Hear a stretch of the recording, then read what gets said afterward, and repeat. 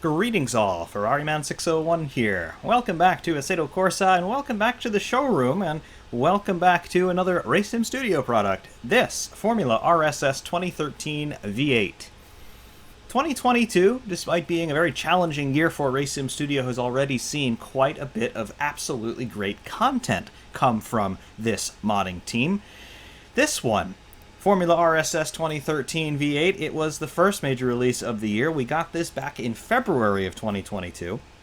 And I do have to say that, to some extent, I do feel that it has sort of flown under the radar, just a little bit. Obviously, RaceSim Studio recently setting the world alight with their Formula Hybrid 2022 release, and other modding teams releasing other versions of 2022 type Formula 1 cars. However, this one was the first amid that crowd, and it's really, really good. It's so good that, despite me having done a release day sort of pseudo-review, first look, I suppose, sort of video that you could call it, I did one back then when the car came out, but I wanted to come back and give this one a proper looking at, only because it's really, really good. RaceSim Studio, in their Classics line, this comprises Formula 2000 V10, Formula 1990 V12, Formula 1979 V8, and now this, Formula 2013 V8.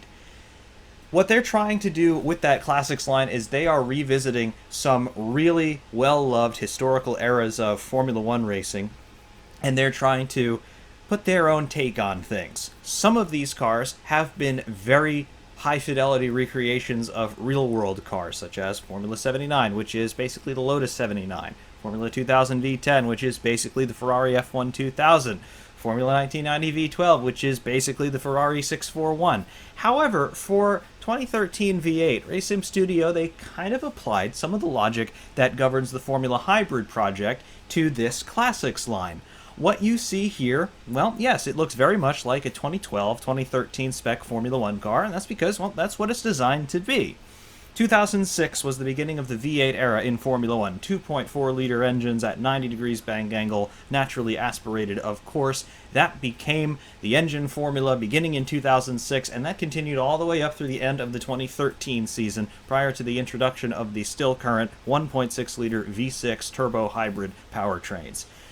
The V8 era, Formula 1's last naturally aspirated era, and it may be the last ever in terms of natural aspiration on Formula 1 engines. We will see what the future holds. But this era represented a hole in the RaceSim Studio portfolio. They've done so many great things with modern-day cars in Formula Hybrid. They have done really great things with classic-era cars. Formula 2000 V10, still one of my all-time favorites, as is the F90, as is the F79, to be honest. However, we were missing a modern V8 car in that wonderful portfolio, and finally, at the beginning of this year, RaceSim Studio addressed those concerns, and they put them right with the release of Formula 2013.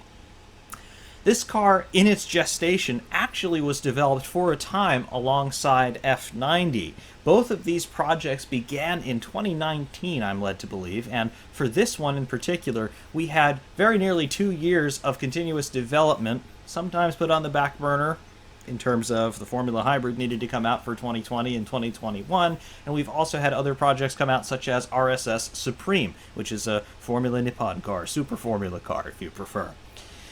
And what this team learned in those other projects started to trickle into 2013 V8. You'll notice on many of the details on this car that this one is put together in terms of fit and finish just that much better than some previous RaceSim Studio content in terms of really fine details here. I'm talking about almost inch by inch, when we really zoom into this thing, precision in terms of carbon texturing and just overall livery in terms of how sharp things are, details aerodynamically speaking, big things, little things, and you'll see all of this as we delve deeper into this car. But this one represents a paradigm shift for RaceSim Studio, and for that reason, I think it warrants its own proper looking at, which we are just about 5 minutes into right now. So here we are. What is this car, and what is this car not? Well, As we see it here before us in showroom, obviously, as we said off the top, it's got a very strong resemblance to a 2012-2013 era Formula One car. We've got these low and wide front wings and these somewhat high and somewhat narrow rear wings. And this was the aerodynamic spec that came into effect more or less in 2009, with some smaller tweaks between 2009 and 2013. But for the most part, this was the Formula One aesthetic for those 4 seasons between 2009 and 2013. However, some things that we see on this car that we did not necessarily see on the 2012 and 2013 grids, well, think about what the car design was in this era, particularly when we talk about the front end, the nose cone specifically.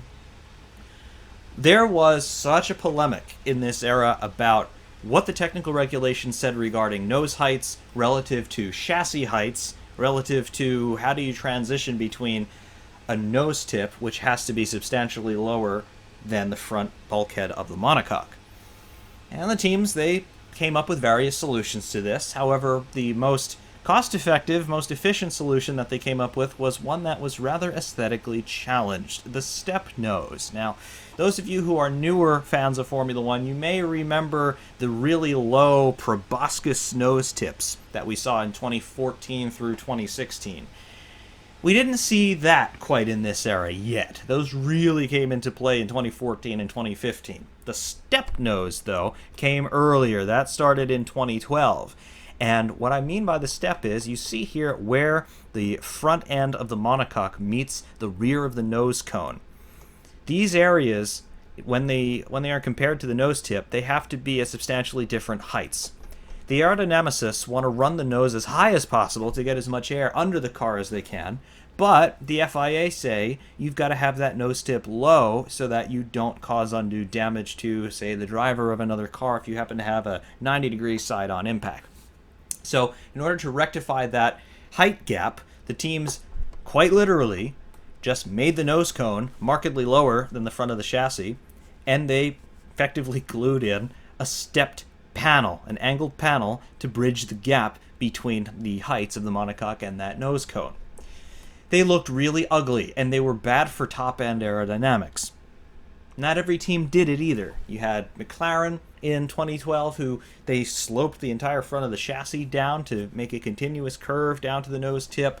You had, in 2013, most of the teams, they ran what they called a vanity panel to bridge that gap to make things a more uniform-looking height, just with a thin sheet, really, of carbon, bridging that gap between the nose cone and the top of the monocoque.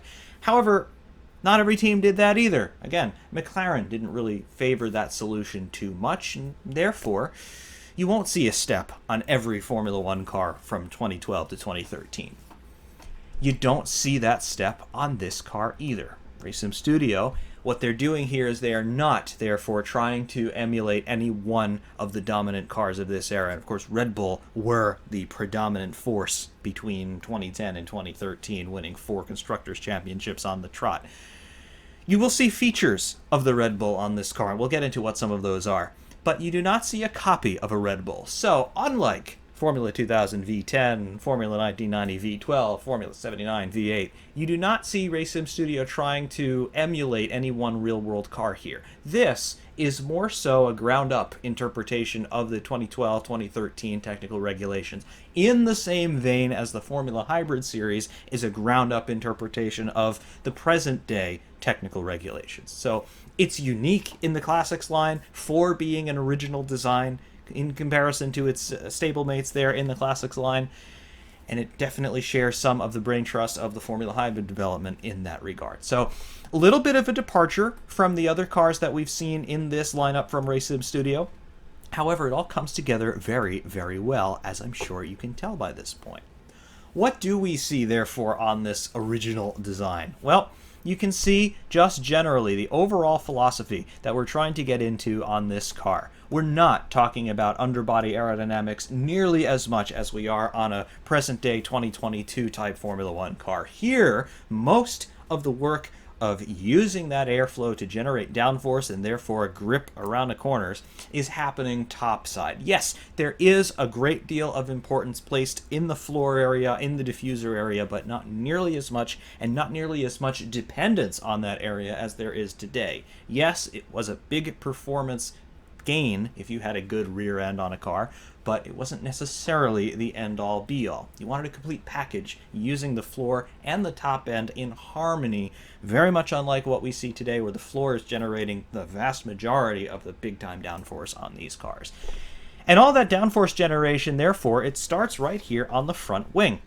These low and wide front wings, they came in again in 2009, and initially they looked pretty rudimentary, pretty utilitarian, with no great design work, really speaking honestly, happening anywhere on them. They just had simple flaps outboard on either side, and they were joined by this neutral center section.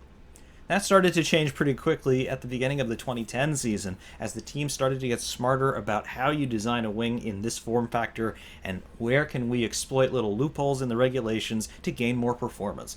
And that's exactly what was starting to happen, and that's what has happened here on Formula 2013 V8.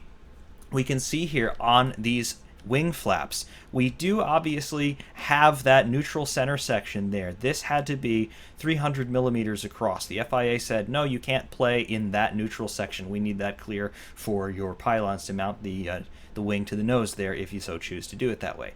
But outboard on this wing, you can see where we're starting to play with the flaps. We have got how many closed elements here? Looks like we have 3 primary closed elements. Then if we go into a little bit more of a free camera, yep, you can see more auxiliary winglets here. You can see vortex generators on the extreme outboard edges of these flaps here, and obviously on the end fences you have got these outwash vanes here just trying to get air steered around the front axle, as well as vortex generators underneath these inverted U channels here trying to generate high pressure flow and again to steer that outboard to get that turbulent air away from the car and then start to do things with the floor later on down the line. However, we don't see this stuff anymore, and that was trying to really improve overtaking, allowing cars to follow more closely nose to tail. We talked a lot about that on the Formula Hybrid 2022 review. But here, you can see the engineers, they were a little bit more free in terms of where they could play. All of these flow modifiers and vanes and little winglets everywhere, they're just trying to gain just infinitesimally small points of downforce while not adding all that much drag. And we saw the teams have various interpretations of this throughout this era. And of course, Racing Studio doing their job with their interpretation here. And it looks absolutely great, I have got to say. The detail just keeps coming at you wherever you go. You have these little vortex generators here blowing into the slot gap between the flap elements here. All of this carbon in terms of how it's textured here. The leading edges are unpainted as you would expect. It's great stuff in here. The stay in this section to link these wing elements together so that they don't move around independently too much and mess up airflow that way. It's really, really good. You've got a flap adjuster here with a fastener hole there, and the teams would use a little drill tool in there to make flap adjustments on the fly in a pit stop. Little stays in here as well, again, just to keep things all hooked together and control vibration. And again, on the outboard end fence, again, you can see the outwash little vane there, as well as the vortex generator underneath. Real cool.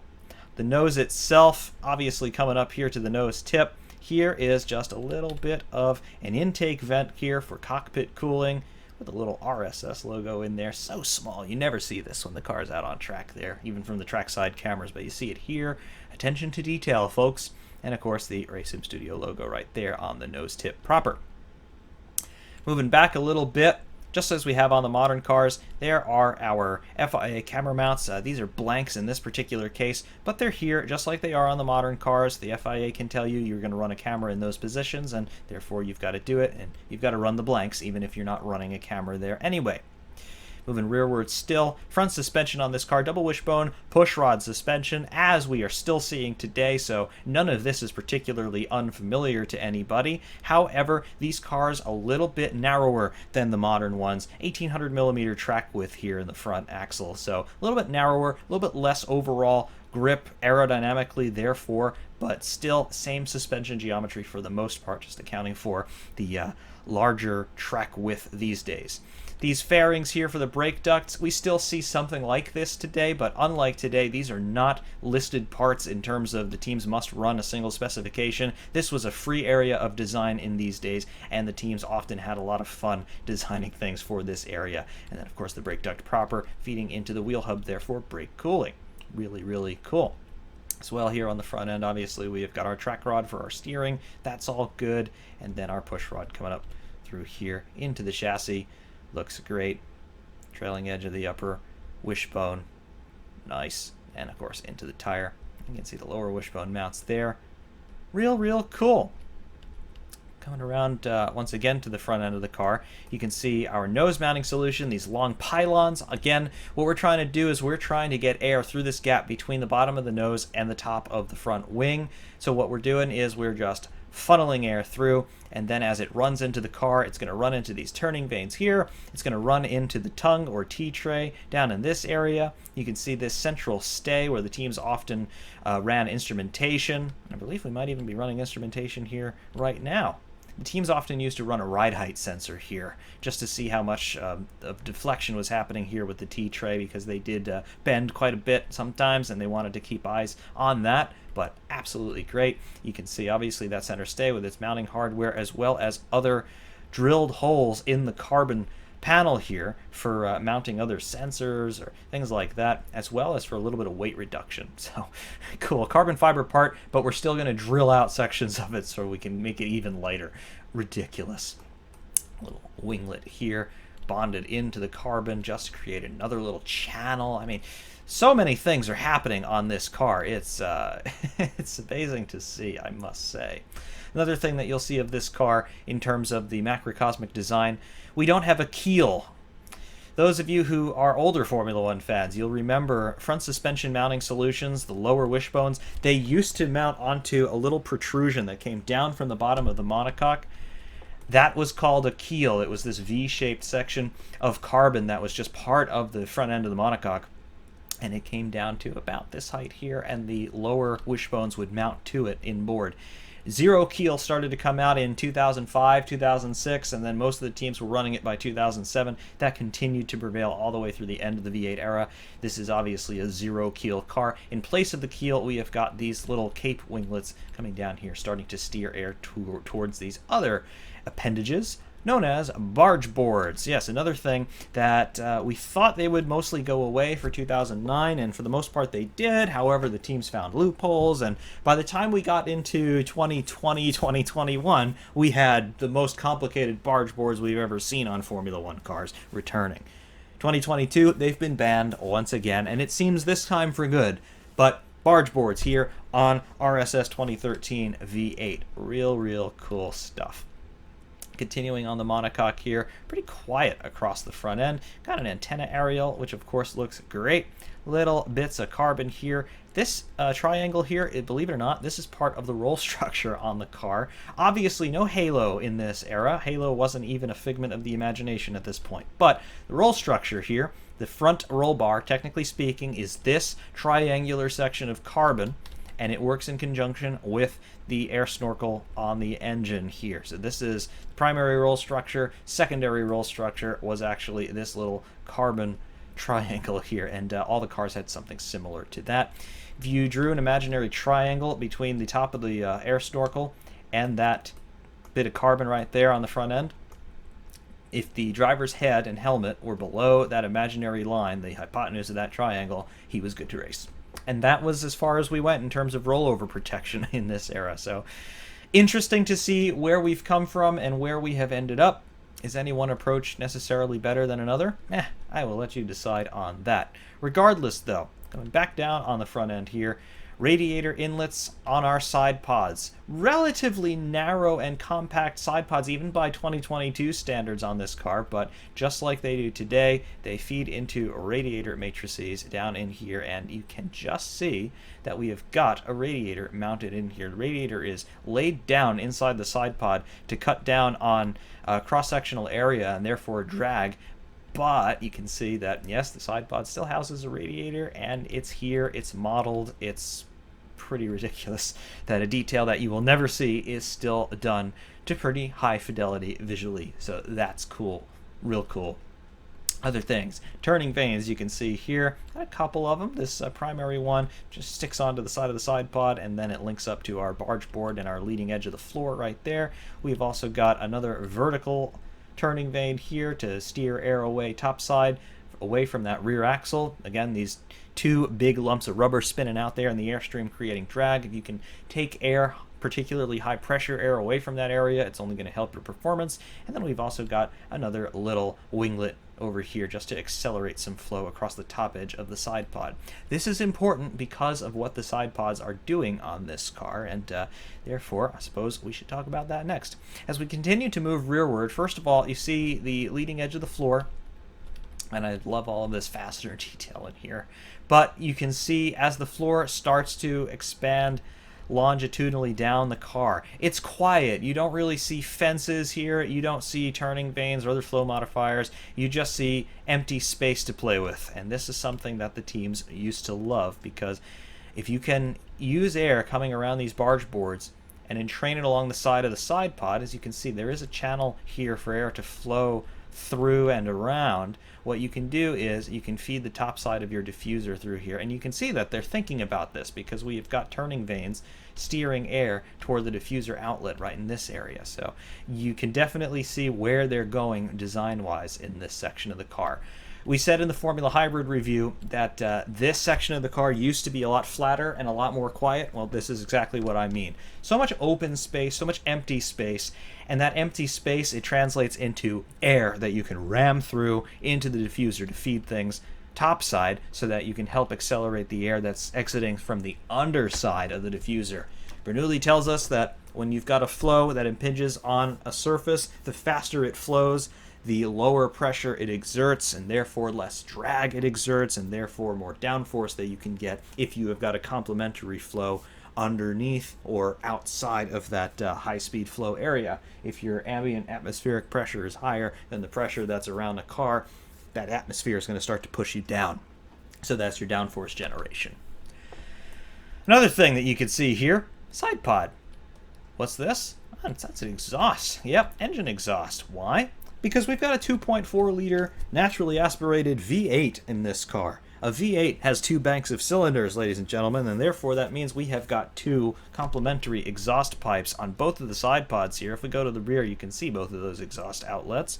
Really cool. And of course, these engines sounded really good as well, because not only were they V8s, naturally aspirated, longitudinally mounted, they also revved to 18,000 RPM by the end of the 2013 season. Initially, when the V8s came out, they didn't have a rev limit. And by the end of 2006, that first year for them, we saw some teams revving them out to 20,000, 300, 400, 500 sometimes. But starting in 2007, they knocked that rev limit down to 19,000, and then by the 2009 season, the rev limit came down to 18,000, and that's where it remained through the end of the V8 era. So this car, we've got that 2.4 liter V8, 18,000 RPM rev limit. We're generating 770 horsepower at about 17.7 to 18,000 in terms of the rev range there. So maximum power comes right at the top of the rev range. Very high-strung engine, as you would expect in a Formula One car of this vintage. The engine is generating 310 newton meters of torque as well. Power to weight ratio, therefore, it's 0.83 kilograms per horsepower, greater than a 1-to-1 power to weight ratio, given that we have got a weight with driver of 642 kilograms. So a lot of power on tap, a lot of performance thereby, because each horsepower only has to push around 0.8 of a kilogram. So lots and lots of performance available here if you're feeling up to it. However, going back to what we're talking about with the exhausts, you can see the exhausts, they just outlet here. But what happens? Does it just blow straight back into what? This brake duct? That wouldn't be good for brake cooling, right? You're right, it'd be terrible for brake cooling. You notice what's around this exhaust pipe? You see this ramp? Let me show you this. It's actually a ramp. We can follow it down, and it goes all the way down to the top of the floor right here, okay? So your exhaust is going to end up here. How does this work? Because, well, if you're blowing out a high-speed, high-pressure stream, it's just going to go straight, right? Well, yes, generally speaking, it would, for a time anyway. However, this ramp is very important. What does this ramp do? Well, there was an aerodynamicist, an engineer by the name of Henri Coanda. He was from Romania. He did most of his work in the early 20th century. Mr. Coanda, he has an effect, an aerodynamic principle named after him called the Coanda effect. And what the Coanda effect says is when you have a high-speed, high-pressure fluid flow, it has a tendency to entrain and attach itself to adjacent surfaces. Remember Bernoulli's principle of a high-speed flow having a lower pressure when it's flowing across an adjacent surface. Well, the Coanda effect says that high-speed flow actually wants to be along an adjacent surface, right? So when you take these two principles together, what happens? You entrain this high-speed, high-pressure exhaust. That means you can tell it where to go, right? When you tell that high-speed flow where to go, all of a sudden, you can take energized air and you can put it wherever you want. And this was an absolute breakthrough as far as Formula One design was concerned in this era. The 2010 to 2013 cars, they were not the first Formula One cars to do this. I remember distinctly on cars like the McLaren MP420, they had what I would call Coanda ramps along the exhaust outlets on those V10 engines. Adrian Newey, in his genius, figured out he could use this effect on the McLaren MP420. What he did on that car was he blew the rear wing with it. However, on this car, what we're doing is we're blowing the top side of the diffuser. So our air comes out of these ramps, and it comes down. It hits this turning vane where it gets turned inboard, where it then intercepts the diffuser, where it either comes out the side of the car this way, or some of it might turn around this side and then come over the top of the diffuser and then hit this little gurney at the back and get more downforce that way as it shoots up. And then looking back down at the car at that angle, you can see just how far up we've gone already. All number of things that you can do with this high-speed flow. And that's just with the flow that's coming out of the engine. The other thing that Bernoulli tells us is that when you've got a high-pressure, high-speed flow, if an adjacent surface is not involved, you will also get entrainment of surrounding air into that high-speed flow. You've experienced this yourself. You know when you're in the car, or if you're in a room and you're running a desk fan or something, often the best place to be in relation to your air vent in your car or your desk fan is not right in front of it. You actually want it to be some distance away from you, because you actually get a better breeze when you're farther out, right? That's because the high-speed, high-pressure flow that's coming from your fan, it's actually drawing in the surrounding air, which is just at ambient pressure, right? And it's accelerating all of that. So by accelerating a little bit of air, you actually start to move a lot of air. That's the rationale, really, behind what's going on here. Because the exhaust flow, yeah, the engine is belching out a lot of hot air all the time, much like I'm doing right now. However, it's not doing anything in comparison to the surrounding atmosphere. But what it can do is it can sort of persuade the surrounding atmosphere to move along in its general direction. Which means that you're not just getting this little stream feeding the diffuser. You're getting that little stream feeding the diffuser, plus all of the air that's moved through the barge boards, all of the air that has entrained itself along the floor here, all of the air that's been steered around by these turning vanes, and it's all just being shot into this gap and blown out the back, and it's creating a lot of downforce. And this is happening all the time when the car is moving forward. And that's just the top side of this diffuser. The bottom side, as you can see, it's actually somewhat simple, particularly when we compare it to today. However, we've got, going back to the T-tray along the front, we have got our legality plank down here. We can morph through the ground a little bit to see that legality plank. It's all there. It's really good. We have also got this step plane, which was, I believe, a 50mm gap, just to control ride height in the wake of the early 90s with the flat-bottom cars. However, we are accelerating air through the gap between the ground and the floor, just like we're doing today. Just we're not expanding it down here. We're just accelerating it. So we're lowering pressure, but not nearly as much as we do on a proper ground effect car. But yeah, it is a ground effect per se. However, when we get to the rear of the diffuser, we run into these turning vanes, these strakes. We steer the air around. We accelerate it again by turning it, and then we blow it out the back just like we did with the topside flow.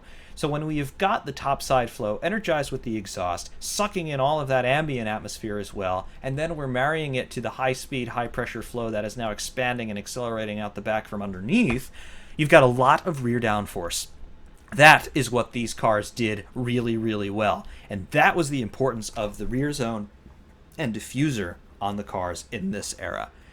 And that was something that Red Bull did better than anybody else. Sebastian Vettel, we know that he really loves a car that's very positive on the rear end. He uses the rear axle as a fulcrum, basically. Everything that the car does, it goes through the rear axle, and if he's getting good feedback from that, he's unbeatable. The reason why he was able to do that was because that Red Bull, the RB6, RB7, RB8, RB9 even, they were absolutely stuck to the ground on the rear, and it was in no small part due to this topside and bottom side rear end treatment with that diffuser and how they're handling all of that air. Really, really cool. And that's one of the features on this car that does strongly resemble the Red Bull, because if you take a look at the Red Bull RB6, RB7, RB8, this is what you will see. This geometry in particular, with these condo ramps, with the really tight packaging around the gearbox, with the pull rod rear suspension, as you can see. Here's our pull rod. This is our damper, right? We've got our dampers mounted under the gearbox, so that's cool. We're minimizing unsprung weight, and we're minimizing our center of gravity as well by putting those heavy dampers underneath the gearbox. Mechanics don't like it very much, but it's very good aerodynamically and dynamically in terms of chassis, so real cool. Your gearbox casing along here, and then we come out our half shafts out of the differential back here. You can see we've got a control unit for the gearbox. We've got, again, the half shafts coming out of the diff. Real nice stuff back here, details-wise. Race Sim Studio, nobody's better than them at all of this. Really great. Really great stuff so far. We've also got our rain light, basically a standard part. Changed a little bit for this year because we've got more of a curve on it now in the outer fairing, but it's still a rain light. We have a QR code. I don't know what the QR code does, if it does anything, but it's there. You can try to scan it if you would like. We can get it centered in the frame. Yep. Try to scan that if you want. I don't know where it's going to take you. I bear no responsibility. Probably the Race Sim Studio website if it takes you anywhere at all. And then, of course, a little electronics box down here. RSS branding. Really like that. Tow hook for the marshals if the car gets beached or otherwise needs to be moved around. They can do that. This fluorescent green or yellow arrow, what's this pointing to? The starter hole right in here. This is where you would throw in your electric motor at the back of the car onto the back of the gearbox to start the engine. These cars were not self-starting at all, unlike the modern cars, which can be self-starting through the MGU-K. However, they still don't like to do it. These cars didn't even have that option. Speaking of MGU-K and MGU-H and things like that, believe it or not, this car actually is a hybrid of sorts. It is, of course, internal combustion powered, easy for me to say, just like the modern cars are. However, we do have a hybrid system. That was in the way of KERS, Kinetic Energy Recovery System. Similar to what we now call the motor generator unit kinetic on the modern cars, but KERS was a strictly mechanical system. It didn't use any engine power. It strictly harvested energy from braking. It worked only on the rear axle in terms of harvestment and deployment. Harvestment a word? Probably not. However, harvest and deploy strictly off of the rear axle.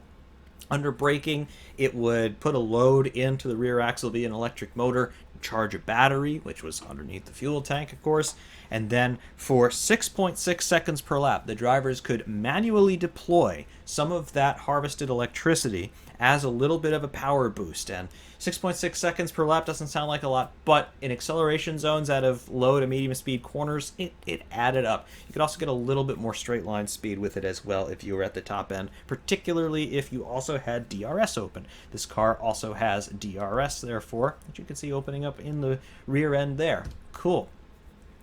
However, there was no motor generator unit heat, MGU-H, in this era. This engine is naturally aspirated, so therefore no turbocharger. There's no real facility to run a second electric motor off of the engine anywhere. So just the Kinetic Energy Recovery System, KERS as it was known, 6.6 seconds per lap, 80 horsepower.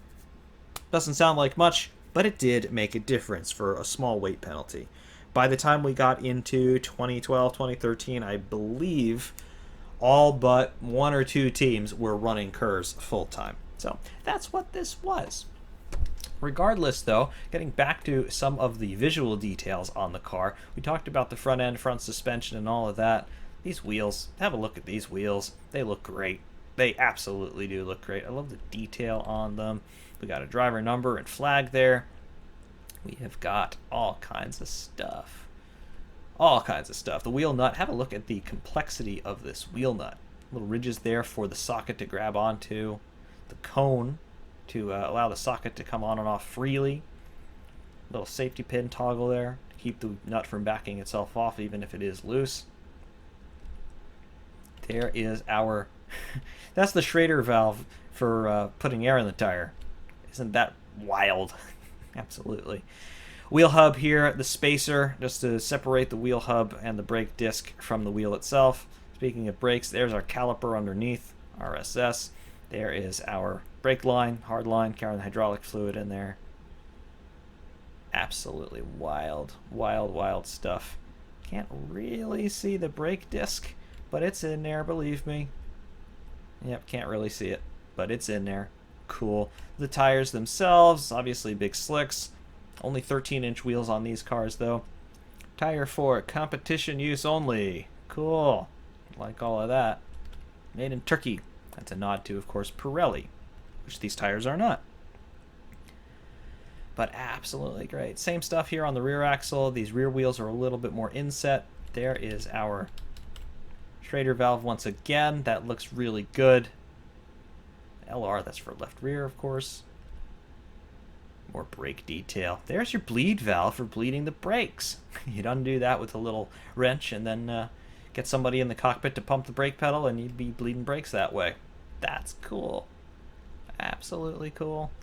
Rear wing detail. These little vortex generators along the trailing bottom edge of the end fence here on the rear wing. Big end fences, by the way, which we don't really have anymore on Formula 1 rear wings. So that's cool. And then, of course, back to our rear zone, which we saw earlier. But just so much detail everywhere on this car. We have ourselves 237 total objects, 581,534 triangles per content manager. So this is right up there with the most detailed models that Racing Studio have ever released to the public. And I've got to say, it all comes together so nicely. It really, really does. Additionally, though, going back toward the center zone of the car, there's our camera mount for our onboard camera. Got two of them here. T-bar camera mount as well, homologated there from a single supplier with our camera lens, with a reflection inside the camera lens. I mean, it doesn't get any better than this. And then, of course, coming down into the cockpit. A little bit low for a driver's perspective, but you can definitely see what we have going on in here. There's the steering wheel. Those of you who know this era of Formula 1 history, you'll recognize this steering wheel as being a Red Bull 1. Yep, absolutely this is. Starting in 2000, I want to say about 2009, Red Bull came up with this butterfly steering wheel, and they had their display strictly on the front end of the chassis. And this is obviously what Racing Studio have decided to do here. So it looks very much like that Red Bull steering wheel, and I like it. There will actually be some instrumentation on the wheel itself. You can see that red bar running across the top center of the steering wheel, and it's flanked to its right by two green lights. That is our KERS status indicator. So that will tick down from right to left as you use KERS energy over the course of a lap. So that is really cool. That was not something, I believe, on the actual Red Bull cars of this era. They had their KERS readout somewhere else on that center dash display, the fixed one, which obviously is not powered up right now, but that will also come alive. We even had a couple pages to that display, interestingly enough. But the steering wheel itself looks absolutely phenomenal. Nice carbon texturing throughout. The lights obviously work with great luminescence in there. And you can also see that we have got icons for our KERS status as well. You can't really see these when you're driving, but they are there and they look good. Obviously on the top, RSS in the center yoke section of the wheel. And there's just so much detail everywhere. The switches and buttons, they all look good. They look real, real good. Coming to the back of the wheel, what have we got here? We have got our paddles. The upper paddles there are for whatever the driver wanted. Drivers often like to map DRS or certain differential settings to there, so that works. Gear shift in the middle, which is nicely modeled. The paddles and stuff all move, of course, as you shift gears. And then the bottom paddles here are your two redundant clutches. You'd want to use one clutch when you're turning one way and the other clutch when you're turning the other, so your hand wraps around it. Real nice. Back of the steering wheel, we have got ourselves some mil-spec plugs here for connecting all the display units and telemetry stuff to the car.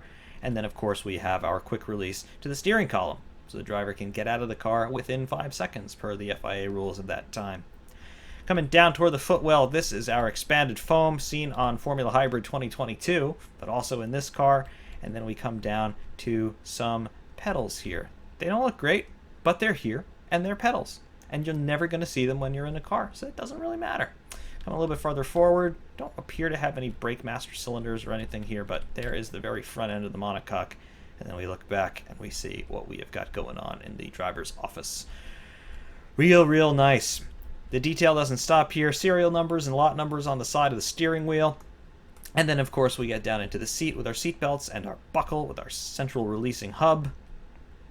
The fabric detail on the seat belts, the buckles themselves, and then the sides of the cockpit where we have our drinks bottle is going to be someplace in here. I don't know if they've modeled it, but it's someplace in here. And then, of course, we have controls, probably for brake bias coming into here, as well as a stack of switches. There we are. Nice. Various ancillary systems on a car. And then back here as well, we have got our main ignition and kill switch and fire bottle as well. So that's cool. And then right here, the chassis plates. Formula 2013 V8, RSS 007 2013, certification year of 2013. Nice. Real nice. I like all of that. Always like a chassis plate on the RaceSim Studio cars. It just polishes things up and just gives it a finishing touch. Really cool. Love all of that. The cockpit surround, you can see it is that same crushable foam structure that we talked about on Formula Hybrid 2022. Basically the same here in this era, but of course not integrated with any halo or other additional cockpit protection system, so it just is what it is, but protects the drivers in lateral impacts. And you can see how it's secured to the side of the tub. It's just strapped in here with these little buckles. And often you would see the drivers undoing things like this when they wanted to get out of the car, just because removing that collar makes it a little bit easier for ingress and egress. But that's all real cool stuff, quite obviously. Additionally, you can see the livery that we've got on this car. Looks somewhat Mercedes-esque, I must say, and it's also got a little number on it, number 47. Wonder why all of that is here. It's got a little flag and a name on it. Wonder why all of that is here as well. Yet another RaceSim Studio car that they've been gracious enough to put server boosters on, and I happen to be part of that crowd, so thank you very much for that, RSS. However, we do have other liveries. We have got this Force India looking livery if you want, a couple of those. We have got just a generic blue one, like that a lot. We've got a McLaren looking livery here. These are actually chrome out in game. They look pretty cool. We have got a blue, not a blue, an orange one, which is kind of reminiscent of 2009-ish Renault, or was it 2010 Renault? Something like that. When the Renaults were predominantly yellow, they looked like this. We have, this is a third-party Mercedes skin there. Got another Renault looking one, another third-party Mercedes skin. This is another RSS McLaren skin, and an RSS Red Bull looking skin. Got a few of these. We've got the Red Bull livery proper, sort of. We've got the white livery here, which is actually designed after the one-off that David Coulthard ran at the 2008 Brazilian Grand Prix. Coincidentally, it also looks similar to one that was run in 2021 by Red Bull. It was supposed to be run for the Japanese Grand Prix, but it ran in Turkey instead. Here we've got a black Red Bull sort of looking livery there. Looks real cool. And then I've got third-party proper Red Bull liveries here. Going back the other way, we've got a few more. Come through here. Back through the Mercedes liveries. Here we have got a more recent Lotus Renault type livery. Like that a lot. And then we have got another 2010, 2011 type Renault livery through here. And that concludes our Race Sim Studio liveries on this car. They all look really good, and as far as I'm aware, they all bear the names of RSS Discord server boosters. So really appreciate that opportunity to get on this car as well as all the other cars that I've been lucky enough to be featured on at this point. But yeah, everything that you see on this car, it's absolutely great so far. Visually, it's so impressive. I just love looking at this thing in the showroom, in replays, whatever. It's gorgeous to behold. However, it's also quite the experience to drive, which we shall do next. Welcome to Silverstone. Before we get out on track, of course, a look through the setup screens to show you what's going on here with RSS Formula 2013 V8. Here on the gear screen, we do have adjustable gears in this car, as we would have had adjustable ratios in this era of Formula 1, but we have got a 7-speed gearbox here. We don't have these crazy trick 8-speed units that we've got in 2022. Here, 7 forward ratios plus your final drive. Default values are shown here, but of course, you can adjust all of these to your heart's content. The tire screen, what have we got here? We've got a menagerie of tire compounds. The default is the soft compound with the yellow sidewalls, but we can select super soft with the red sidewalls, mediums with white sidewalls, or hards with orange sidewalls. So you can take your pick in terms of tire compounds. Tire pressures here, default values shown, 16 psi on the front and 15 on the rear.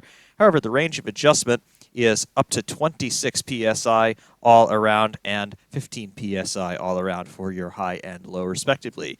Fuel, we are zeroed out here to keep the engine quiet. However, maximum fuel capacity is 220 liters. However, look at this. Your front ride height, your minimum ride height is 25 millimeters. On full tanks, that's down to 23. So, this car is actually illegal to run. So, of course, you cannot get out of the pits here. You can't get out of the setup screen with a full tank without doing a little bit of setup work. So just be mindful of that. Aerodynamics, what have we got here? Just front and rear wing adjustments, as you can see here. 16 on the front and 8 on the rear are our default levels. We can adjust them all the way down to 1 in the front, or all the way up to 20, or all the way down to 0 in the rear, or all the way up to 10. So you can do that accordingly. You don't see a visual change in the angle of attack on any of the wing flaps, but the effects, of course, are duly modeled.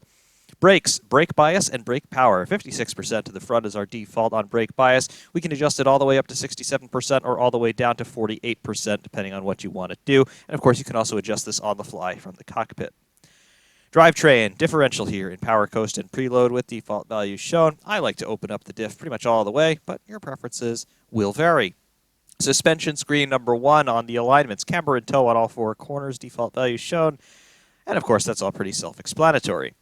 Suspension 2, your main settings for your anti-roll bar rates, travel ranges, wheel rates, and ride heights. Dampers, fast and slow, bound and rebound on all 4 corners. Again, par for the course here. Heave springs, your suspension screen number 4. This is your spring rate and your travel range for your third springs, your heave dampers, controlling our vertical oscillation on this car. And number 5 here, the bump stops for all 4 corners plus the heave springs in here. Various, just the steering assist, is the power steering or steering linearity, something like that. I never touch this. And then that covers it in terms of our setup options for this car. We are going to put it here on default setup. It is on default setup, save for the fuel level, which is 50 liters, which we are about to put in once we can scroll to it. There we go. There's 50 liters on board. And now in the cockpit. The car's alive. What do we have going on in here? Well, first of all, we have got that steering wheel that we talked about before. It looks absolutely great here from the true driver's perspective with our driver's hands around it. Looks great. And we have our screen alive there on the dash. What have we got going on? Well, we are alive right now.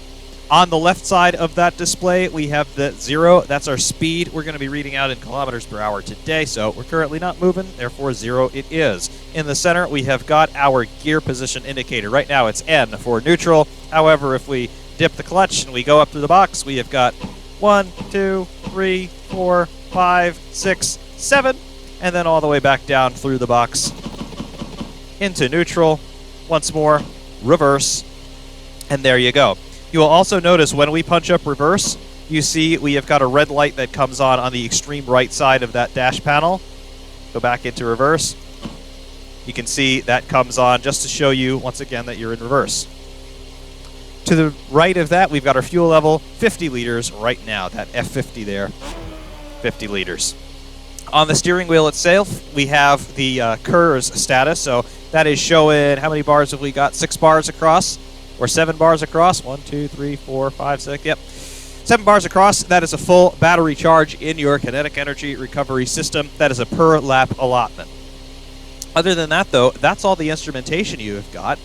Other than just what you see in front of you, that's it. Obviously, if you want to run a HUD, you can run a HUD if you want.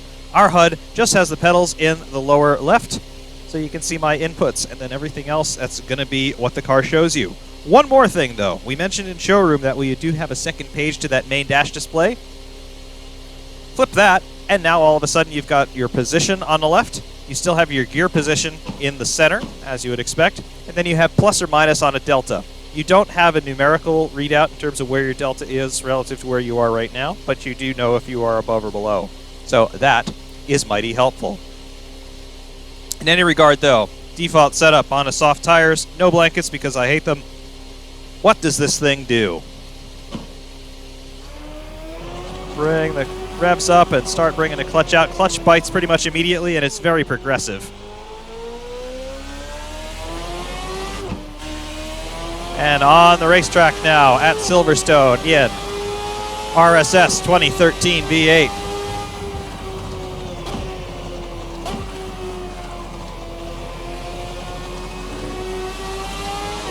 Gotta be careful on cold tires here.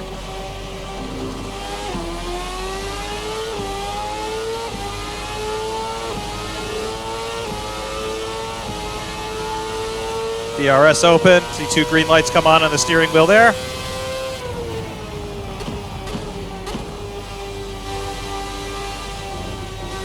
Gotta bring these tires and brakes in. Even though they're the softs, they still will kick you off when they're cold.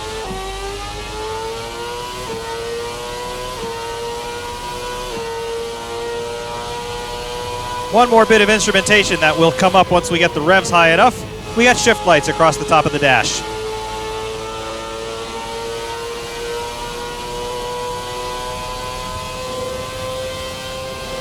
Now, are we tire-wise? Yeah, starting to get there. A little bit of chatter.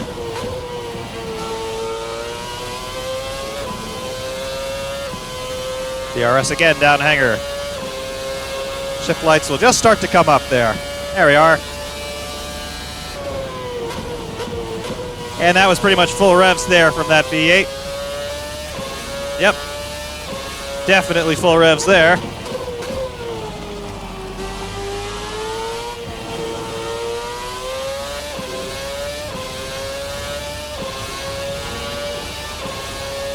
Going for full beans already. These tires tend to warm up pretty quickly, even from dead cold with no blankets. Do take it a little bit easy, though, on your first push lap because they still do need to go through the last bit of the warm-up. But already pretty good traction from that rear axle.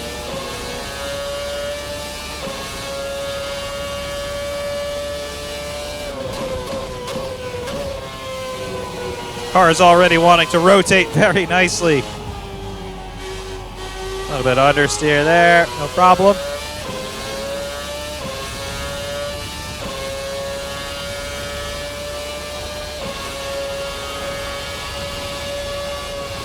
Bit of a confidence lift through Cops. And into Maggots and Beckett's. Are we flat? Yep. Flat all the way.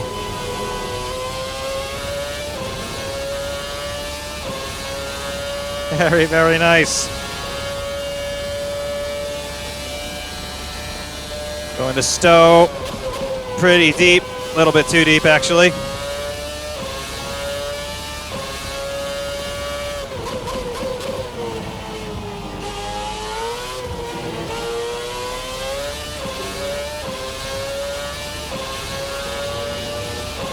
And there we are. That's a lap complete. Very, very nice. So, the car is now nicely warmed up. It's running well. I'm pretty happy with where we are at the moment.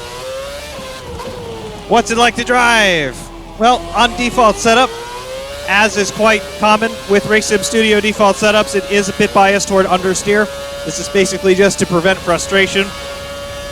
As you're getting to know a car for the first couple of runs, you don't want to be dealing with a lot of oversteer because it's just more difficult to control, and if we discourage people right out of the gate, they're probably not likely to like the car very much. So, bias that a little bit toward understeer, make people be a little bit more conservative and just get to know the thing.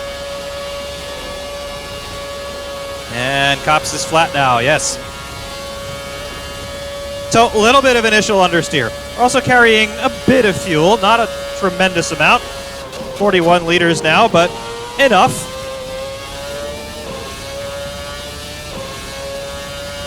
So far, the initial impression on the default setup is the car wants to turn. It turns really, really nicely. It really enjoys being positive on the front axle. It's a lot of fun. I love that. Also, though, it is a little bit less than hesitant to break the rear end out to a degree. It's not tremendous. Even under heavy acceleration through a medium speed corner getting into a traction zone, it's controllable, but the rear does start to feel a little bit loose. And it's something that you just want to keep your eye on. But it's very controllable, very easy, very progressive.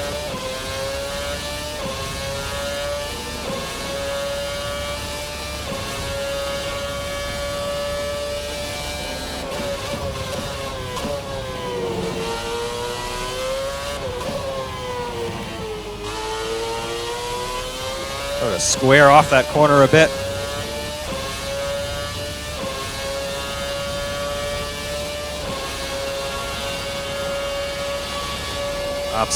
Yes, a little bit wide.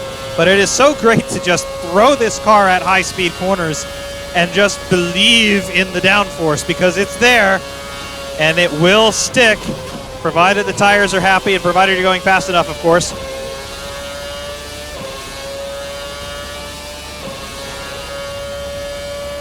So much stability from the rear end at high speed, and I remember listening to an interview years ago with Sebastian Vettel when he was dominant, when he was winning his world championships. He said that we know that one of our strengths is high-speed corners, and I know exactly what he was talking about. This thing is glued to the ground. In just one turn of the wheel, no second guessing, no hesitation, it just grips, gives you exactly what you need to exactly the degree you're calling for it, and it's just going to be there. This is definitely something that you're immediately going to be quick with, something you can immediately work with as a very good baseline, very stable platform already. Other facets of the performance as we overdo it on the throttle a little bit. That was not the car. That was not the car. It's the guy between the bulkheads. But it just goes to show you, yes, it will break free if you overdo it. But other facets of the car's performance, what have we got? Obviously, as you just saw, tires have a lot of grip. However, if you abuse them, they won't. And that's what you would expect. However, the way that they load up is really good. There's a progressive load up when the weight transfers over, but there is a very sure and well-defined wall when they overstep their limit of adhesion. And you saw that on the rear axle just then with power oversteer. But the understeer comes in gradually as well. It's not just that you're turning and then all of a sudden you lose that grip and you're on ice. It's gradual. I mean, yes, the break off is quite harsh once you really do overstep the slip angle, but you get some good warning, and I appreciate that.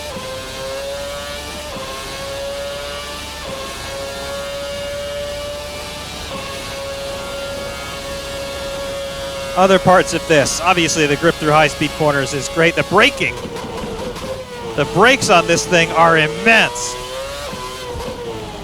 We've got a significantly lighter car than we have in 2022. Again, this one's 642 kilograms with you in it, so it's quite light by modern standards. Still somewhat heavy by historical Formula One standards. But you almost understand that because it had to carry a whole Grand Prix worth of fuel. However, it's nimble, it's quick to react. It does not feel like it's lugging something around. It's pretty good. Pretty good indeed. Well, confidence lifts are now necessary in Cobbs. The tires have gone off a little bit.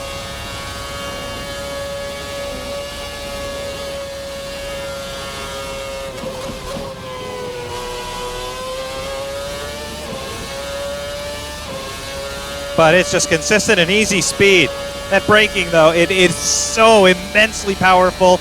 Again, the slightly diminished weight of this car relative to a 2022 car. You notice that. It makes a difference. But still, the thing just stops, as you would expect, really, from a car like this. But it never gets old getting performance like that.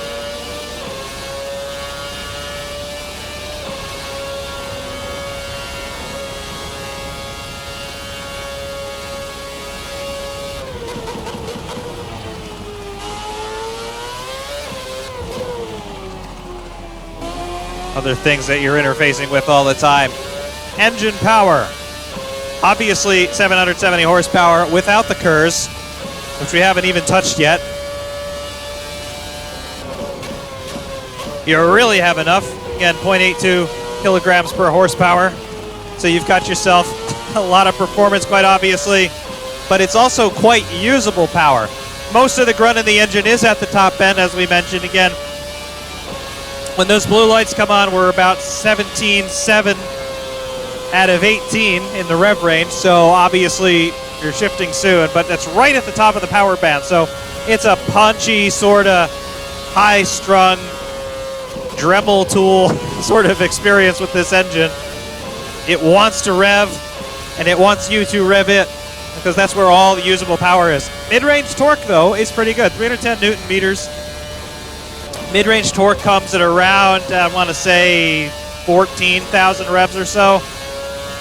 And it's usable, but the power curve is also pretty nice. It's a rather steep curve in terms of power and torque both, but there are usable power bands below maximum output. In other words, you don't have to be bouncing off the rev limiter to get good power. And this is very useful in medium and low speed corners like the complex that we're coming into right now. Mid-range revs, it's usable, very usable, but it's not overpowering either. It's not like you've got a big wall of torque that comes in someplace. It's just very tractable, very approachable. It's all usable power. Last thing about the gearbox, obviously 7 speeds in the box. It is quick. It is really, really quick, just as quick as the modern ones. I believe gear shift times in this era were already measured in single milliseconds, so below 10 milliseconds to swap cogs. So intuitive. Just flip your paddles around and you're in gear. You don't even have to think about it. There is no blip or lift required, obviously. It's all properly semi-automatic.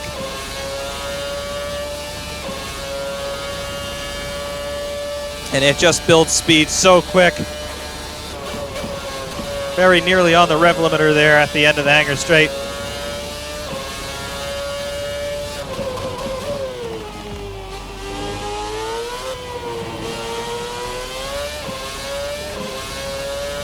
It's so very, very nice. So very, very nice indeed.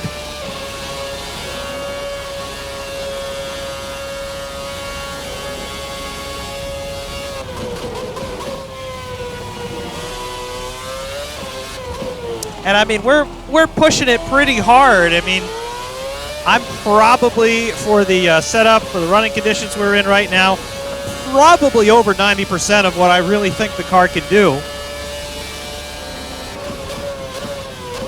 And it's just going for it. It's not fighting me very much. It's not complaining very much. And it's not tiring me out. It's just easy speed. I wouldn't say that it's easy to drive, but it's easy to operate. And you know that when you turn into a corner, it's going to do pretty much exactly what you're expecting it to do. Within reason, of course, and for that you apply your experience. But it's just so compliant and tractable, and it's usable. You know that this is a precision instrument, and it's just going to be there for you. If you treat it well, it's going to treat you well. It's not like Formula 2000 where it's trying to kill you every time you get anywhere near the throttle. It's just immensely good at what it does. And it just wants you to drive. It just wants you to drive and drive and drive and forget that you're playing a computer game and you're not actually going anywhere or doing anything. It just wants you to enjoy this experience that it constantly wants to keep giving you. It's fantastic. And I say this as somebody who is unapologetically not the biggest fan of this era of Formula One. First of all, I was not happy when they banned the V8, when they banned the V10 engine. I wasn't happy when they banned the V8 either, but the V10, really, I didn't like that.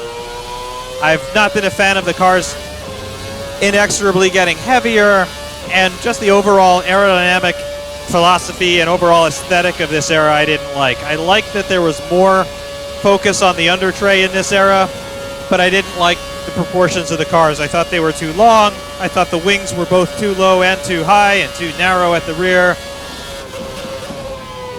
So I wasn't a fan, even though we did get some pretty cool moments in this era.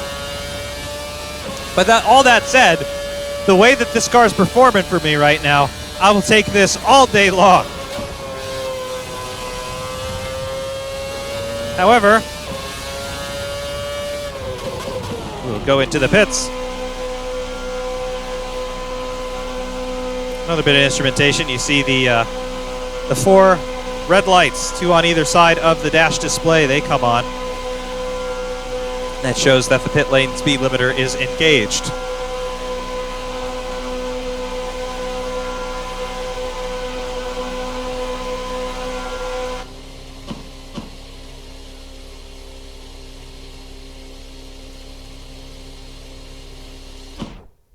However, so far so good on this thing. What was our best lap here of this session? 130.741. Okay. All right. I could deal with that. That's 10 laps done. 137.41. Yep. Remember, we are on the second softest compound. We are not on super low tanks. And obviously, there's some more performance to be found by tweaking the setup a little bit, by going for softer tires. I feel like I actually could get away with a little bit less downforce, because, again, default is pretty heavy on downforce. So that would be less drag. That would require a little bit of a gearing adjustment at the top end to 6th and 7th. But so far, so good. I'm very much liking what I've got on this thing. It's so responsive. It is just... If you can think the car through the corner, it will bring your expectations into reality. It's that good. Really.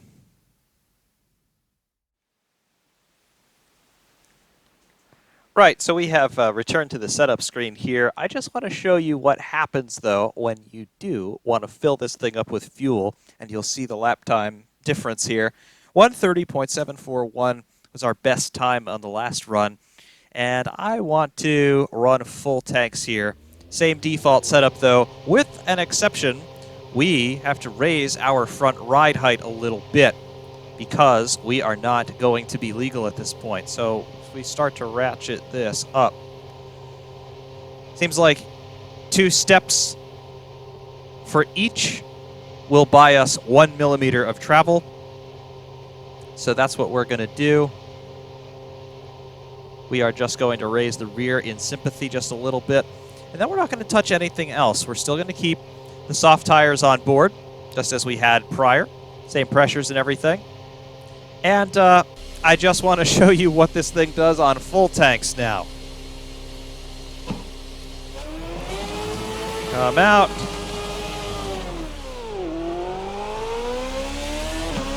There we are.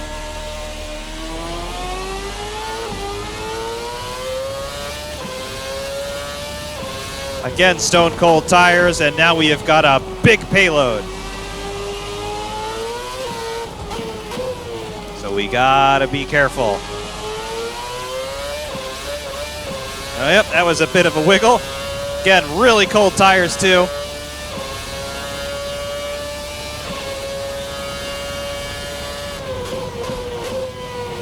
Just be kind to it here. It is turning into understeer city on its way to four-wheel drift. Again, cold tires, so we got to work those.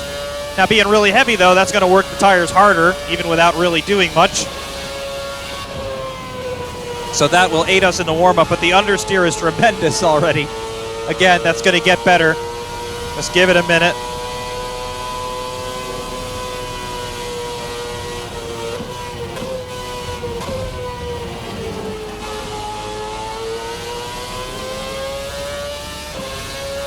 But now she is starting to throw weight around, as you would well expect with 200 plus liters in a tank. Now, it's not at all likely that the cars would ever have run quite this heavy. This is just the maximum fuel capacity. As these guys do, they're always trying to find an advantage wherever possible. So most of the time in this era and even today, they will actually short fuel the cars a little bit, and then they will anticipate that the driver will be able to save fuel at various points during the race, whether there's a safety car period or red flag is really kind of defeats the purpose a little bit. But safety car periods, or just the fuel burn is a little bit less than expected, or if more active fuel management like lift and coast or turning the engine down is necessary, they're anticipating being able to do that and gain a little bit more distance in terms of bang for their buck in terms of fuel being carried. So they do that from time to time. So it's not likely that they ever would have run the car completely full of fuel, but they would be quite heavy, fuel levels in excess of 190 liters at the start of a Grand Prix. So they would have been real heavy at the start of affairs on a given Sunday. Are the tires there? Yeah, pretty much. Obviously not quite, but we still have a lot of weight on board. So how does that weight start to make its presence known? Well, we start to get understeer, as you can quite plainly see. The tires are now more or less where they need to be, so we're now just talking about pure chassis dynamics. The car's heavy. Heavy things like to go at a constant rate in a constant direction unless acted upon by an outside force, right? So that's inertia, that's momentum starting to play. The heavier something is, or the more massive something is, the more inertia it has, which means the more resistant it is to having its velocity, that is speed and direction, it's a vector, remember, the more resistant it is to having its velocity changed. Which means that you need to give it more resistance, you need to give it more of an outside opposing force to change that velocity, which is going to manifest in a race car by understeer, by less of a tendency to want to accelerate, a less of a tendency to want to brake, and all of these things are starting to be felt right now.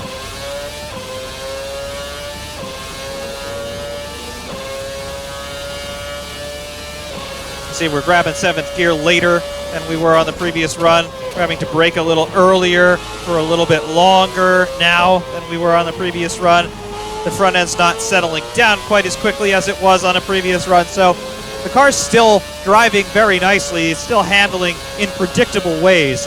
It's just that overall its handling characteristics are now diminished a bit. We gotta do a big lift and a downshift into 6th to get through Cops now, a 211 still in the tank.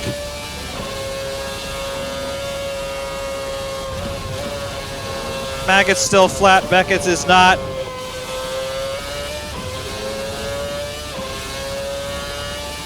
So you can just see that the performance has changed a lot. Just by adding some fuel and making a slight tweak to ride height because we had to.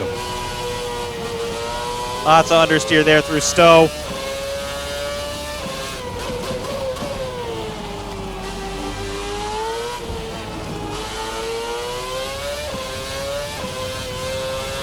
Car's protesting a little bit on the rear axle.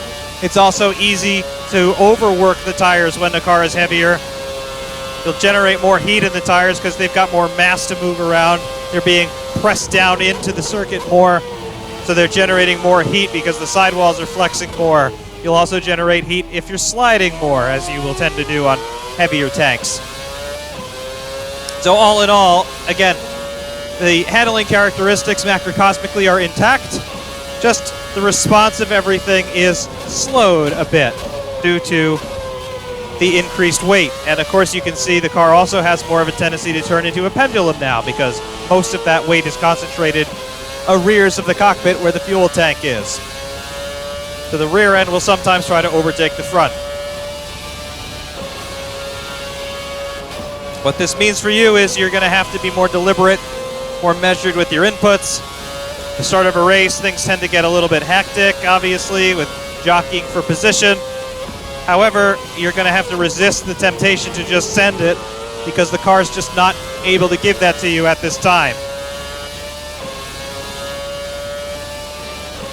Still in excess of 200 liters on board.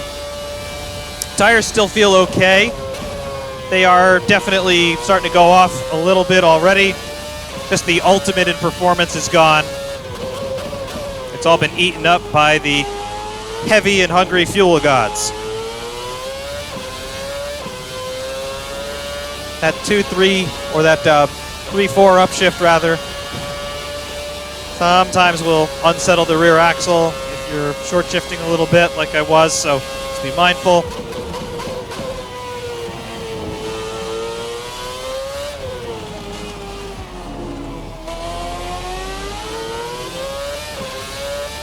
But once you do get into the power, once everything is squared away and you know that it's going to grip, it still has plenty of traction. And again, if you like a pointy car like I do, you will overwhelm the front axle by shifting all this weight around on the brakes, so just be aware that that's going to happen.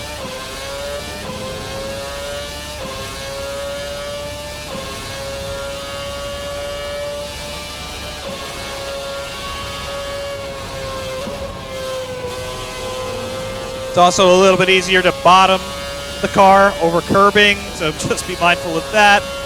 Similarly to how the modern cars work, if you bottom the under tray here, a lot of that grip with the diffuser is now gone, so it might spit you off in the other direction. Just be aware.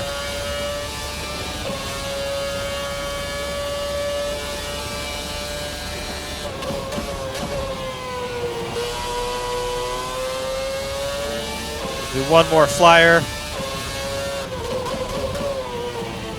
And I think we'll actually use some curves. I will tell you when I'm using it so you'll know, but just keep your eyes on the central part of the steering wheel where you see the 7 red bars. You'll see them start to tick down as I get on the button. We're going to do it out of, what do they call it, the Aintree corner or the farm curve, whatever the slow one is. Right here, we're going to hit it once we get squared away on the rear.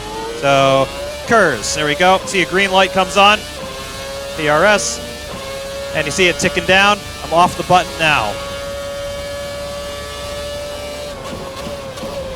So we've used a lot of that per lap allotment. Car protesting all the way with that quick change of direction. But generally in this car, you don't really want to use curves in a straight line because it doesn't add gear. It doesn't give you more acceleration range. It doesn't give you more speed range in a given gear. So if you're hitting the rev limiter at a certain speed, you won't suddenly break through that. You're still going to hit your rev limiter. It's just an acceleration aid for the most part. Like I can hit curves now to help us when we get through the first part of the DRS zone, but now we're out of it. You can see that the red bars are gone. But we get up close to our VMAX a little bit faster now that we've used that curves. That's really how you use a system like that. Harvest exclusively under braking, and there's no adjustment for it. There's no deploy mode settings or anything. You just press it, and it's giving you the 80 horsepower for the 6.6 seconds per lap.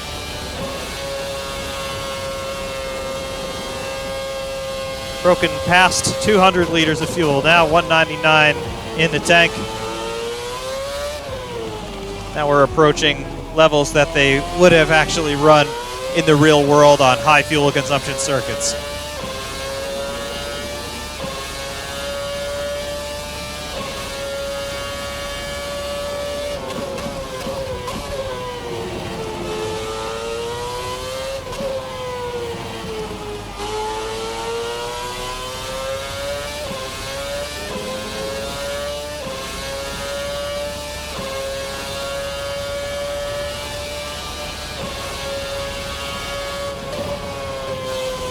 All in all, though, the car still feels great. It's just heavy, which I suppose is a really profound conclusion to make after adding 200-something liters of fuel to it. But yes, it's heavy, folks. Scientific observation.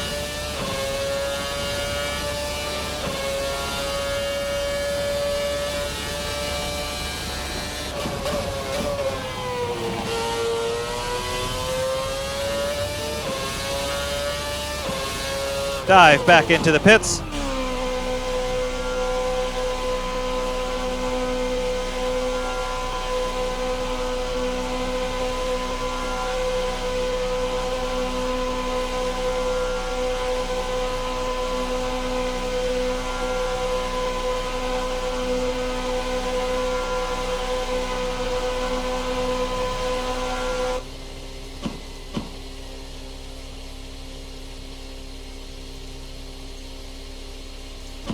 Right. So 220 liters of fuel is a lot. That's what we have determined here in this run. What was the lap time that we put in? Oh, yeah, look at this. 135.688 was our session best this time. We set a 130.741 on our previous run. So you can see that being full fuel is worth very nearly 5 seconds per lap, relative to running pretty low. Again, we're running on the same tire compound, so that's good. But yeah, 5 seconds per lap. That's a lot. That's an absolute eternity if we're talking about a Grand Prix distance. So that's the differential in performance that these cars went through on any given day, because you can't refuel during the race. So you've got to start with all the fuel that you need, and you're going to carry that for the entire run. So that's why these tires in this era, they had some problems in terms of delaminations and blowouts here at Silverstone, but we won't talk about that. So they were under tremendous stresses, the tires were, and the stresses varied so much over the course of a single session in terms of the races. So you can understand the magnitude of the problem that Pirelli had in this era too. On top of that, they were being told to make tires that degraded quickly. So you want a tire that degrades, but also is resilient enough to deal with a car that's going to be tremendously heavy at the start of the day, but a whole lot lighter at the end. So they need to be resilient but degrade, and yeah. So it caused some problems, needless to say, with the Pirelli and the tire situation in this era. But yeah, 5 seconds a lap. That's the difference here with the fuel load alone. It's pretty substantial. However, when you're not at the start of the race, heavy on fuel, just trying to make the 190 miles or so of a Grand Prix distance, and you just want all-out lap time, what can this thing do? It can do a lot more than what you just saw.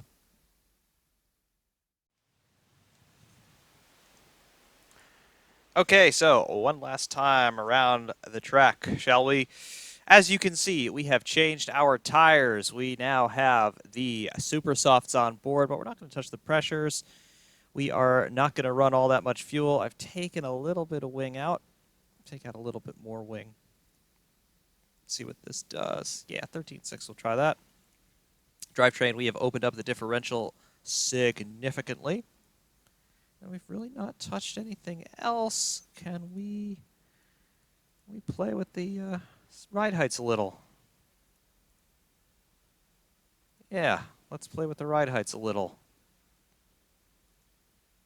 Let's lower them just a touch. There we go.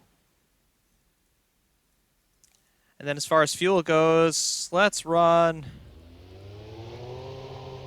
Give ourselves 2 liters on the outlap. You can see the front ride height is all the way right down toward the minimum already, so we add much more fuel, we're going to be illegal. There goes 30, 40. Actually got quite a bit of range on that before things become illegal. But you go real heavy, obviously it's not going to work anymore. But we'll put 22 liters in the tank. That'll be fine. And let's just go for some hot laps.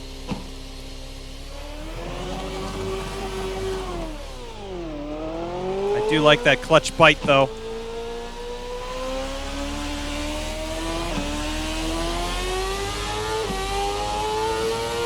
So cold tires, but they are the super softs, so they'll come in a little bit more quickly.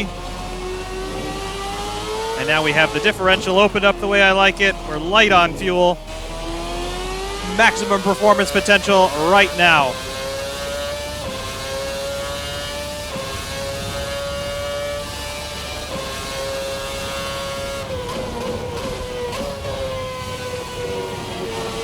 Already I'm feeling greatly increased agility.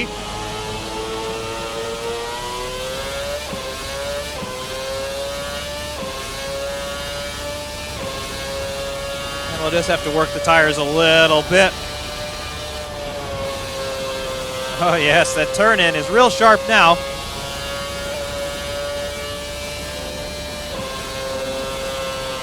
Already flat through Maggots and Beckett's. Protesting a little bit there with the weight transfer under braking.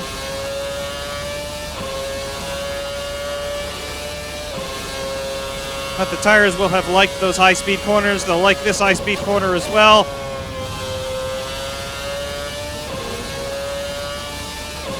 They'll like this braking zone. Cool, a little bit understeer there. Overloaded the front a little. However, off we go on a flyer. We'll see what she's got.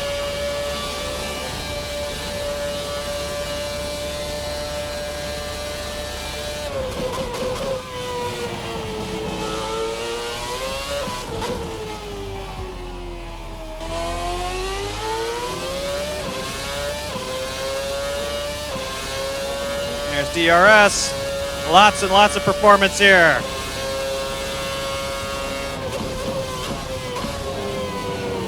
Hug the inside curves there. We're going to square this one off a bit. Dive it back in for a second apex and then launch out.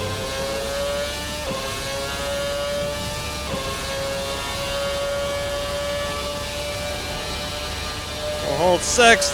A little bit of a confidence lift, no problem.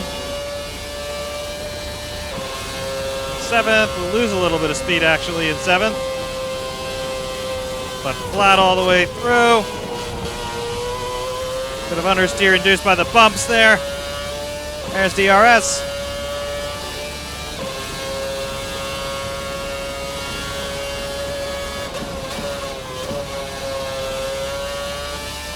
So much grip.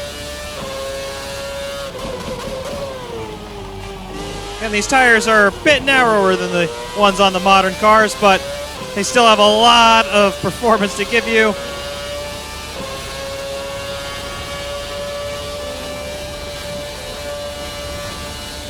Are wanting to protest a little bit. Again, bumps in the road. A little bit of oversteer through there, but pretty neutral. Nothing you can't catch. Hard on the power. Use the KERS. DRS. Use a lot of KERS there.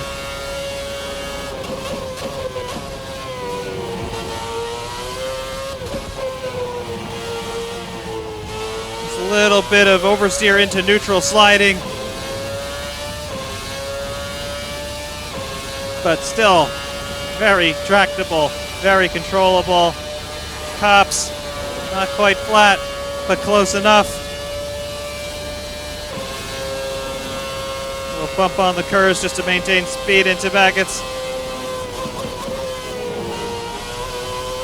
All right, we are really going for it here. We'll expend the rest of the KERS down hanger. Right.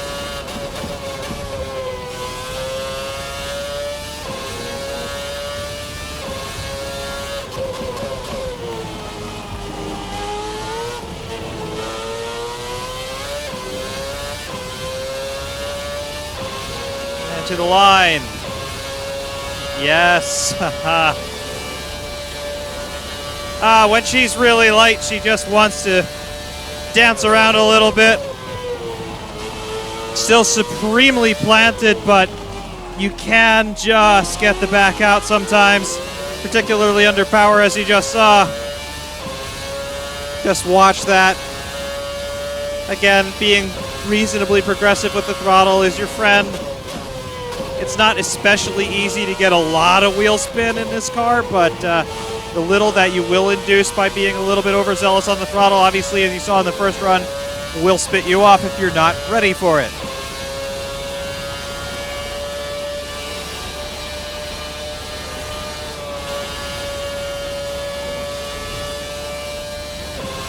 Fuel light at 10 liters.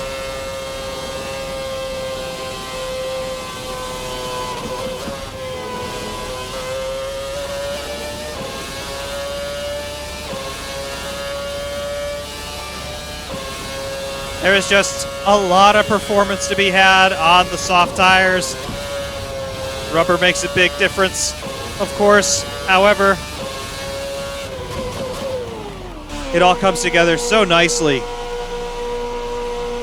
And it just gives you, again, so much confidence to really want to push the car, to find where the limit of adhesion is.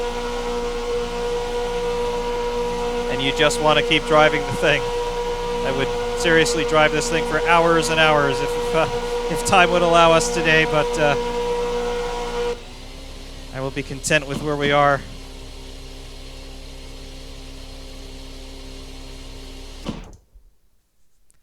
And there we are. It's Formula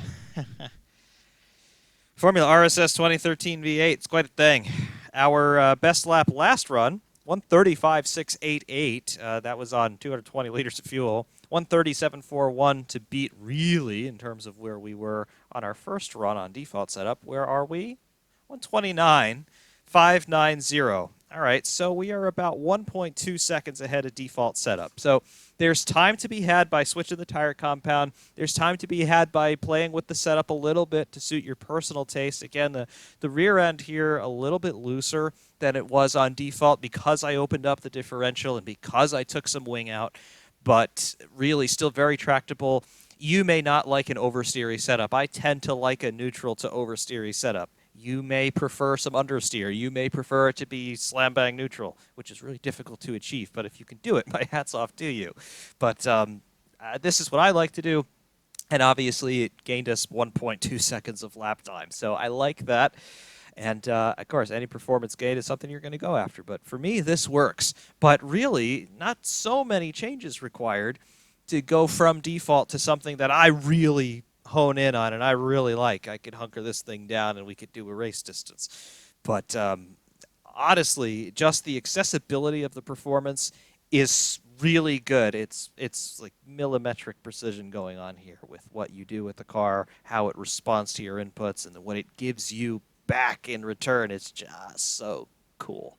And again, it's a high downforce car. It's a big mechanical grip car as well. Not as much mechanical grip as the more modern ones, of course, but it's going to be there for you. It really sticks, and you have to drive it like you know it's going to stick, which it will. Even though sometimes with the lower speed corners when it's sliding around a little bit on it back and you're coming into cops in 7th gear and you're like, is this thing really going to stick? And it will. So a little bit of a learning curve in that regard if you're not used to some of these more modern open wheelers perhaps. But where I'm sitting, this is really, really great stuff. And I wish that this one would have a little bit more press, honestly, because it's really, really up there with some of the finest sim racing products we have ever gotten for Assetto Corsa. And I think it's been overshadowed again by Race Sim Studios' own work on the Formula Hybrid series. And perhaps that's rightly so, because that's their crown jewel, that's their claim to fame, and that's what they put all of their resources into. But this Classics line is also really up there in the pantheon. They're Halo cars, as I refer to them. They're really meant to represent the best of the best, and this one certainly is worthy of being in that lineup of Formula 79, Formula 2000, Formula 1990, and now Formula 2013 is here, and it's really settling in nicely. Again, I wish more people would feature it. I wish that we would see more of it on YouTube. I wish people would talk about it more on the Discord even, because it's such a great car. And there's so much performance that you can have, and there's so much learning, really, that you can do as well. Because a lot of us who are now coming into the sim racing arena, if you're at all into motorsport, if you're all a fan of motorsport, you probably were first exposed to Formula One in this era that you see here, with the loud screamer V8s and the cars that looked like this. So it gives you the opportunity, perhaps, if you were growing up in this time and now you're becoming aware of, hey, there's a sim racing space in social media, you remember these cars.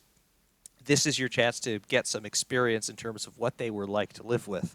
And for that, it's indispensable. I like that Race Sim Studio with this one. Whether they intended to or not, I'm not sure, but they really started to cater to the younger crowd in sim racing. Those of you who are in your late teens or early 20s at this point, you grew up with this. So you know this, and this is something that you will identify with, which is really cool. And I hope that maybe this might be the car that ignites the passion for motorsport or sim racing in one of you, just as a game like R Factor was for me, or a game like Gran Turismo, if we really want to go back. That game is really what got me into what I came to know as sim racing. This could well be that experience for you. And for that, I think it's absolutely invaluable. Hats off to Race Sim Studio for another great product. Again, every product that they put out is great. This one is particularly great, though, and I'm really glad that they finally did it. It was a gap in the portfolio that really needed to be filled, and it has been filled to great effect here. Coming up, hot laps, of course, here from Silverstone, from trackside and onboard cameras, without me barking all over the glorious sounds. We didn't talk all about the sounds, but obviously patterned after the Renault engines of this era. They sound great. They sound believable. Lots of depth to these sounds as well. And inside joke, no, there is no Burt, but it's absolutely great. That's a blown diffuser illusion to those of you who don't know. But this is a 2012, 2013 car, so no exhaust blowing directly on the diffusers. So none of that distinctive machine gun sort of sound. But this is absolutely phenomenal. And I hope that if you haven't gotten this car, it's been out for a while at this point, but if you haven't gotten this one, really give it a look, because it's a proper mid-2010s Formula One experience, and you need to experience this. Stay tuned for the hot laps, everyone. Thank you to Race Sim Studio for this tremendous product and all of your other tremendous products out there. But hot laps to come. Listen to the absolute ferocity of this screamer of an engine. And I think we went pretty quick as well in those laps, so stay tuned for those. Ferrari Man 6010 saying thank you all so very much for watching, and of course, we will see you soon.